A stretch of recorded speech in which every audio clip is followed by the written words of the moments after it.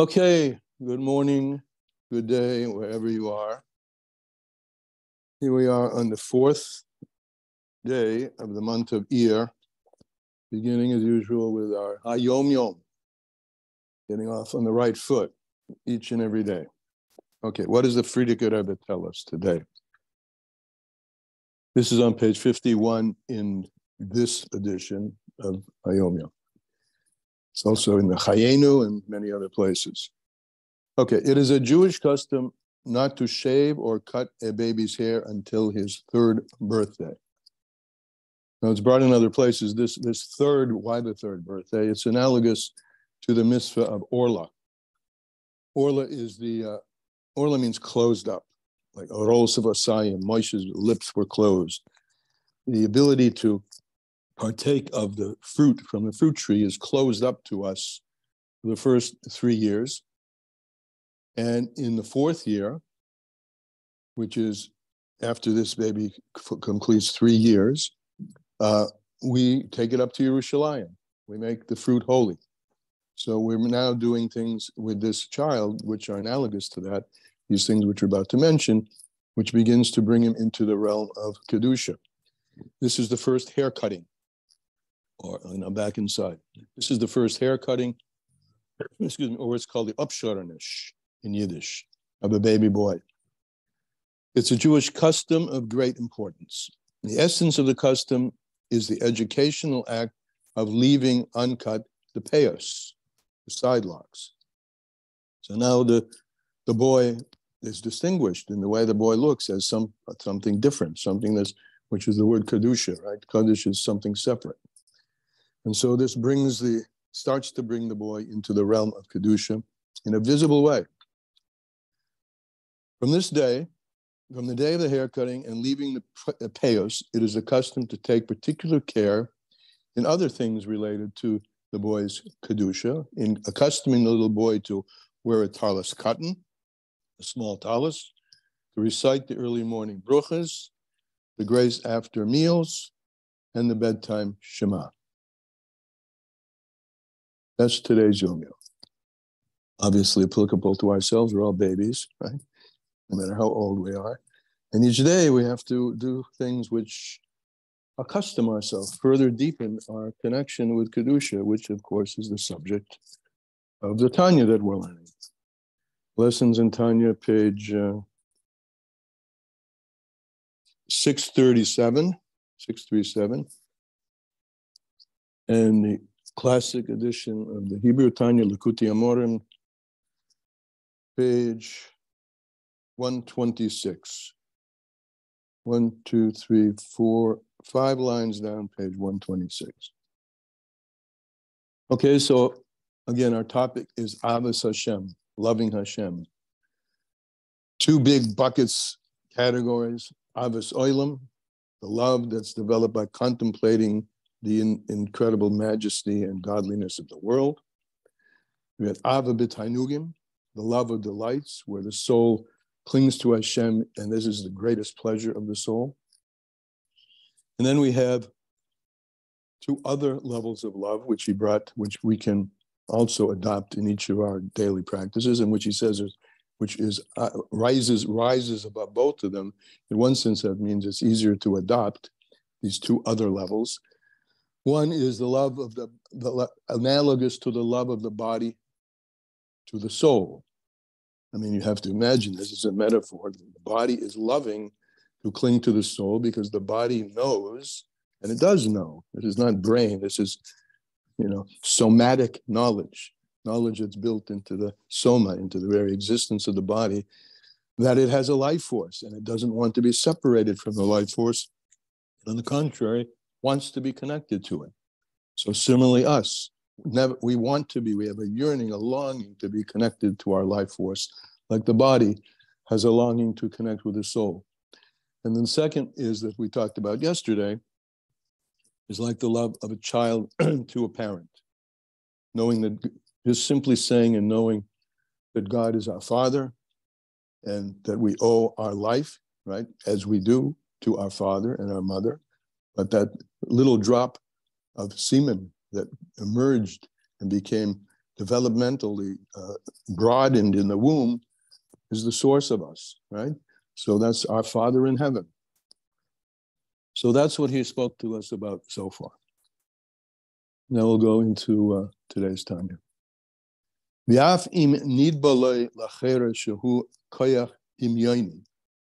And if what I just said outside, I'm just reminding myself yesterday's love, if that ability to have or take to mind that experience of loving Hashem because God is our Father appears to you to be an imagination, right? That's a nice thought. I'm going to think about it, but it appears to be imaginary. Don't worry about it, he says. La yachush, don't worry about that. He says, in other words, do that meditation, at least that meditation, to think about the relationship between us and God as like a child to a parent. And don't worry if it's not internalized, if it doesn't even seem real to you. Since it is, in fact, the truth of truths, mitzad atzmai, on its own, because this is, in fact, a love which, yes, is hidden within you, and therefore may feel like not natural, not exposed, not like the love that you have that's, for something else where you're just longing for it, but it's there. This is, you should know, the truth of truth is that it's there. It's the encapsulation of the nefesh elokis, which is deep down within you. And yes, it's hidden. But this process of thinking, as we said yesterday, hergel nasa teva sheni, that if you accustom yourself to think this way, it will become, that love will become an actual realization and an internalization. Because this love is, back in the Tanya, is an ava misoteres. It's a hidden love. But it helps to bring it from a state of hiddenness to revelation, in order at least to bring you to deed. In other words, to do what Hashem wants you to do. Like a son wants to do the will of the Father. And what does Hashem want you to do? To get busy with the Torah and the mitzvahs that you learn. And the mitzvahs that you fulfill. Through this simple meditation. That Hashem is our Father. And this is a relationship that is embedded in our spiritual DNA, in our spiritual constitution. And this is meant to be meditated upon, at least to bring us to deed, because these deeds of Torah and mitzvahs bring nachas ruach lefanam. They bring great pleasure to Hashem, our Father. Like a child who gives pleasure or serves his father. Period. And on this they said, they being the sages in the Gemara Kedushin, they said the following. Machshava, quote, Machshava toiver HaKadosh Baruch Hu mitzarefes lemasa. A good thought, Hashem combines to a deed. Liyez gadfin, the good thought, right? You could do the deed of a mitzvah plainly, simply, flatly, right? But mitzvah, and you can be yotzi. We learned this quite a ways back, right? That in most mitzvahs, you don't need any kavanah to be, any intentionality to be yotzi them, to fulfill them, just do them. That's the halacha. Mitzvahs loy tzricha kavanah. Mitzvahs don't require kavanah. But when a mitzvah has kavanah, it's much more lively. And when it's lively, it's like our mashal, the Alter Rebbe's mashal, of the wings of the bird. When it's lively, then liyas gadfin leporcha. Then the mitzvah has wings that it can fly. The hanachas ruachu. And this, that we do the mitzvah, and we do it with some degree of intentionality.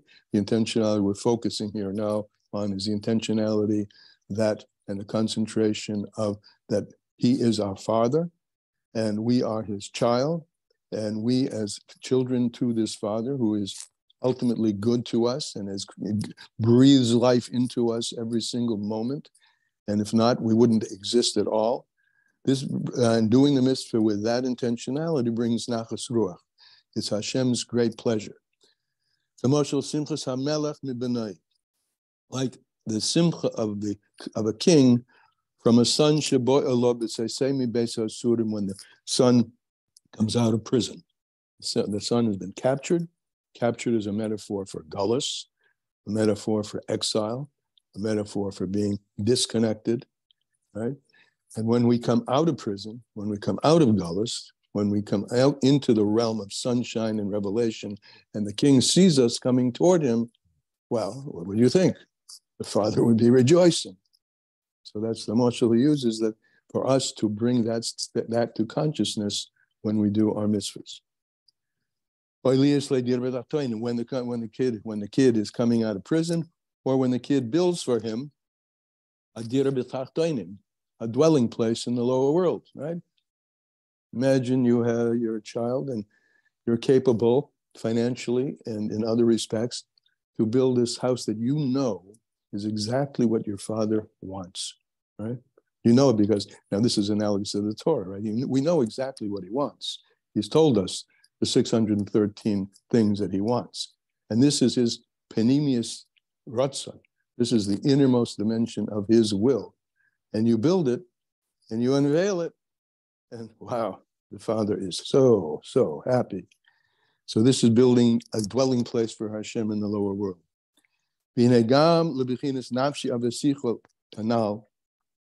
So even to the level of my soul longs from you. One can come to this, longing for seeing the pleasure, the smile on the face of God when we fulfill what he wants us to do. Of course, it will produce a smile on our face also, not just because we're reflecting his smile, but because we now have created a state of being within ourselves and within everything we touch in the world at large, which is godly. So imagine this is v'gam lebichinas nafshi v'sichu hanal. This will also reach the state of that which my soul longs. Kodav hadav ma'oid. Even that state also is close to you. To bring it out from concealment to giloy, from revelation, from concealment to revelation. Al yidei ha'heragol tamid, through continual practice. Befiv v'liba shoban, so that the heart and the mouth are one. Or so the heart and the deed, the heart and the mouth are one. Continual practice of doing brings it into heart and feeling. And if you're not able to bring it out, the feeling, the connection, if you can't feel that connection in your heart in a revealed way, nevertheless, you can still busy yourself with Torah and mitzvahs for their sake, by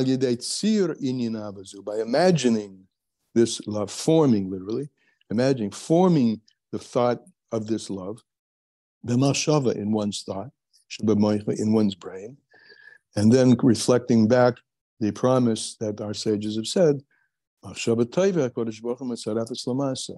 eventually it will drip down, like water, like Rabbi Akiva said, and the Torah is like water on a stone, right?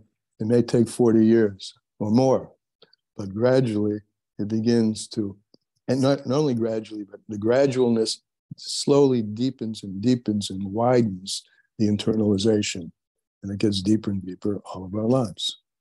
One thought can drip down and have an effect. And that's today's Tanya. Short, right? Yeah. Okay, thoughts, questions? I mean, we have 15 minutes, and also if there's anything hanging out there in general, from other places, this would be a good opportunity. Also, if anything else is hanging out. But what do you think? Rivka's hand right up. Go ahead. It's so beautiful. It's so beautiful what we just read, because it combines everything. It gives you everything in one short little. It's just amazing. Because we've got we've got our thoughts, we've got our feelings, we've got our actions, right? Machshava dibur ma'aseh.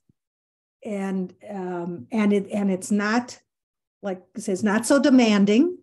No, it's not. It's like, do your best, you can do it. There, you've got the capability. Oh, if you can't do, okay, well, we'll just think about doing it then. It's really a beautiful nugget. It's really something special. So maybe one of you could translate it in English in short lines, and we'll have something we can each put up on our fridge. on your bumper sticker, huh? No. Yeah, on your right here, right? On your forehead, right? Exactly. It's beautiful. Anyways, and of course, here we're in Yom Zikaron, which is a memorial day for all the people that gave up their lives for Eretz Yisrael, or because they have the Mesiras Nefesh to live in Eretz Yisrael, or the Zechut to live in Eretz Yisrael. And going on to Yom Ha'atzmaut, which is gratitude, tremendous gratitude to Hashem for the fact that He gave us Eretz Yisrael. Amen. So it's very, very, very timely. Anyways, beautiful. I'll probably have something else to say, but I wanted to give you that one. Thank you. Anyone else have anything you'd like to offer here? No? So, okay, ubechein, therefore, this is right, Tanya bechein. So what? So what difference will this make to today? So think good thoughts and have good intentions? Sounds good to me. Someone has a hand up. Yeah. Rivka back again. I told you. And do good things. And do good things. Just do. Really. Right. That's what he said. Machshava taiba, a good thought and a good deed. A good thought is added to deed. And the more you do, the more you'll want to do. Really sweet. But also right. a good thought. What? A good thought is, I think thought refers to intentions. So a good intention. In other words, sometimes we're like, I'm not going to be able to do that. They don't even have the intention. Right. Because you're like, I'm not there. But if you have intention's not enough. No, I know, but if you have an intention, then Hashem helps you carry it out.